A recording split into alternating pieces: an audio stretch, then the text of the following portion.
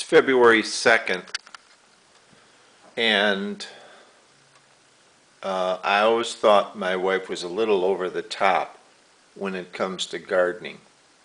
But this is getting ridiculous. We just had 22 inches of snow, and you might think, well, she's just naturally just shoveling out. No, she is going to be planting seeds. That's right, planting seeds for a garden. I might have her see a psychiatrist, but I have to say she's successful at whatever she does. So we're going to see how this works out. She's digging out an area so that she can plant seeds.